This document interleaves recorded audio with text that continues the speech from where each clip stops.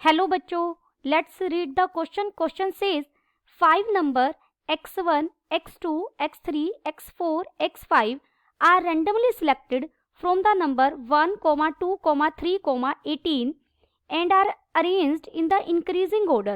That is, x1 is strictly less than x2, x2 is strictly less than x3, x3 is strictly less than x4, x4 is strictly less than x5. The probability that x2 is equal to 7 and x4 is equal to 11 is option A is 1 by 136, option B is 1 by 72, option C is 1 by 68, option D is 1 by 34. First we see the key concept. Let A be any event associated with a random experiment, then probability of A की probability हम कैसे find out करेंगे? Favourable outcomes divided by total outcomes. देखिए यहाँ question में हमें 1 to 18 में से 5 नंबर सिलेक्ट करने हैं और उन्हें इंक्रीजिंग वे में अरेंज करना है. Number of ways, total outcomes की बात करते हैं हम पहले. टू सिलेक्ट, हमारे पास टोटल नंबर कितने हैं 18 और हमें सिलेक्ट कितने करने हैं 5. Arrange x1, x2, x3, x4, x5 from 1, 2, 3 up to so on 18. 18 में से हमें 5 सिलेक्ट करने हैं. तो जो कार्डिनलिटी ऑफ सैंपल स्पेस यानी number of element in sample space क्या हो जाएगा? 18C5. 18 में से कोई 5 सिलेक्ट करने हैं. अब हमें उन्हें इंक्रीजिंग ऑर्डर में लगाना है, यानी x1 is less than x2, x2 is less than x3, x3 is less than x4 and x4 is less than x5. और यहाँ हमें x2 गिवन है.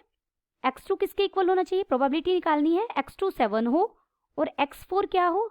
जो ये x4 है ये हमारा 11 हो. अब देखिए x1 के लिए हमारे पास चॉइसेस कितनी बची, क्योंकि x1 7 से कम होना चाहिए. तो x1 1 से लेकर 6 में से कुछ हो सकता है. तो यहाँ पर 6C1 कि आप 6 में से कोई एक नंबर सेलेक्ट कर सकते हैं. 1 सेलेक्ट कर सकते हैं, 2 सेलेक्ट कर सकते हैं, 3, 4, 5 और 6. इन 6 में से कुछ भी x1 हो सकता है. x2 हमारा फिक्स है. x3 के पास कितनी चॉइसेस बची? 8 हो सकता है, 9 हो सकता है, 10 हो सकता है. यानी 3 में से कोई एक चॉइस हो सकती है. 11 यहाँ हो गया. 11 के बाद x5 के लिए चॉइसेस कितनी है? 12 हो सकता है, 13 हो सकता है, अप टू सोन 18 हो सकता है. यानी यहाँ हमारे पास चॉइसेस कितनी है? 7C1. 6C1 इसके x1 के लिए, x3 के लिए 3C1 और x5 के लिए 7C1. ये हमारे फेवरेबल आउटकम्स हो गए इन तीनों की मल्टीप्लीकेशन.